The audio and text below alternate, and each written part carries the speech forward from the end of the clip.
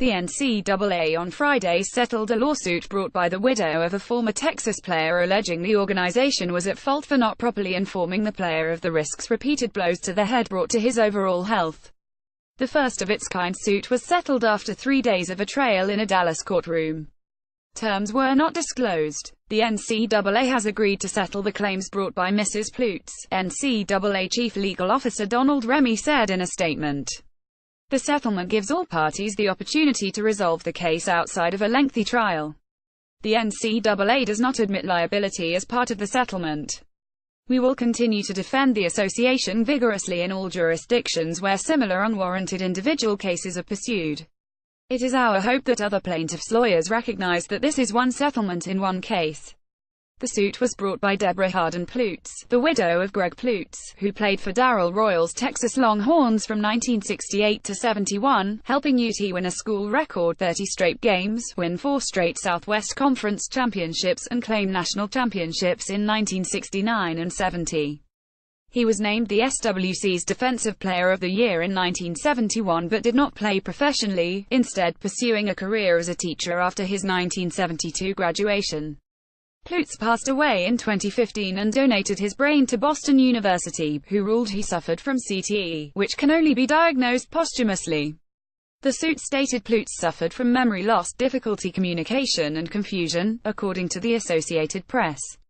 Plo's widow sued for negligence and wrongful death, arguing that repeated head trauma and lifelong cognitive difficulties were not communicated as part of the assumed risks of playing college football. Well, this is certainly interesting. Les Miles appeared on a Houston radio station Friday to talk about the Tigers, and he apparently had some pointed thoughts on the new LSU head coach. Host Josh Innes asked Miles about LSU's over-under for the 2018 set at 7 wins, which led Miles into a monologue about Ed Orgeron asking for fans' patience. "I never accepted the feeling of, hey, you need to have patience. When you say you need to have patience, aren't you just really saying to your team you're not good enough?" Miles said, via The Advocate.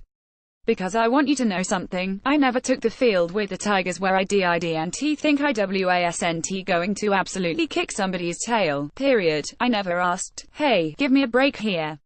For the record, Orgeron asked for fans' patience in the spring game. LSU is working in a new offensive coordinator in Steve Ensminger and running an open competition between 3 quarterbacks. Miles then said this, unprompted: "Certain people need to have a safety net. If you need a safety net, you need not coach for the Tigers because the Tigers are your safety net. They are the winningest, toughest, most committed group of men that I have been around." Miles and Orgeron have a complicated history. Miles hired Orgeron as his defensive line coach ahead of the 2016, a supposed game-changer hire after Miles was nearly axed in 2015. That didn't work, though, and it was Orgeron who was named LSU's interim after Miles was fired 4 games into the 2016, after LSU nearly hired Jimbo Fisher the prior fall, before Miles snuffed out the palace coup LSU AD Joe Oliva and success he orchestrated, and Orgeron was named LSU's time head coach in late November of 2016. Orgeron went 6-2 as LSU's interim and 9-4 in his first as head coach. Miles was 9-3 in his final at LSU. A month to the day after stating he will get the first opportunity to be the starter, Ohio State head coach Urban Meyer came out and said Dwayne Haskins is his starting quarterback. Haskins was heavily favored to win the chance to succeed J.T. Barrett as the Buckeyes beanslinger, and the news was all but confirmed when Joe Burrow announced his eventual transfer to LSU. Though Haskins enters camp as the starter, Meyer said sophomore Tate Martell will compete for the job, according to ESPN's Adam Rittenberg. The only change now is that he'll officially be competing as Ohio State's number 2 quarterback. A third-year sophomore from Potomac, MD, Haskins appeared in 8 games as a redshirt freshman in 2017. He completed 40 of 57 passes for 565 yards with 4 touchdowns and 1 interception whilst rushing 24 times for 86 yards. His biggest performance of the came in relief of Barrett at the Big House, nailing 6 of 7 passes for 94 yards while adding 3 carries for 24 yards to help lead Ohio State to a 31-20 win over Michigan. Former Oregon defender Fotu Liato II was found dead in a single-car accident near Autzen Stadium early Friday morning. According to KEZI-TV, Liato was riding in a car when it rolled over and crashed around 2:30 a.m. near Martin Luther King Boulevard and Kinzerau Avenue in Eugene, directly to the east of Autzen Stadium. The driver of the vehicle, 22-year-old Pedro Chavarin Jr., reportedly told police he was the vehicle's lone occupant, and the crash was then cleared. It wasn't until several hours later, when a woman was walking in the area just before 7 a.m., that she saw a hand and called authorities. Chavarin was taken to the hospital and cited for the DUI, according to KEZI.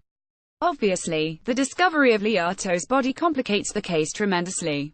The coroner will have to determine the approximate time when Liato's death occurred and whether Chavarin's alleged falsehood cost Liato his life. My USO will forever be in my heart. What happened was tragic, but what makes me feel better is knowing that you are in paradise with our Heavenly Father. Folded hands, medium skin tone, rest in love, my USOFOTU. Love you UCE. Full score pic.twitter.com/ank6kpagan. Austin Fowler at Fowler_10 June 16, 2018. Hit with the bad news tonight. Former teammate of mine FOTU Liato was killed in a car accident last night. Prayers out to his family. Rest easy FOTU. Folded hands, medium light skin tone. Tanaka at Car F10 June 16, 2018. Liato signed with Oregon in 2015 out of Steilacoom, Wash, a southwestern suburb of Tacoma. He played as a true freshman and appeared in 37 of 38 possible games on special teams and at safety and outside linebacker, recording 37 career tackles. He was kicked off the team in April after he was arrested for removing a parking boot from his vehicle, drawing charges of second-degree criminal mischief and second-degree theft. Liato was 21 years old. Even if you don't follow the ins and outs of recruiting, if you're interested in college football enough to read this fine blog of ours, you've probably heard of Elite 11. It's an annual gathering of, you guessed it, 11 of the nation's best quarterback recruits each summer at Nike's headquarters in Oregon. Only the elite of the elite of the elite high school prospects are fortunate enough to appear at Elite 11 once, but Chase Griffin somehow managed to make it to Elite 11 3 times, by the time he was 13 years old. So determined to become a successful quarterback was the adolescent Griffin that he caught the eye of popular quarterback trainer George Whitfield, which led to a gig setting up cones and fetching errant balls for the likes of Johnny Manziel, Braxton Miller and Everett Golson before they were household names.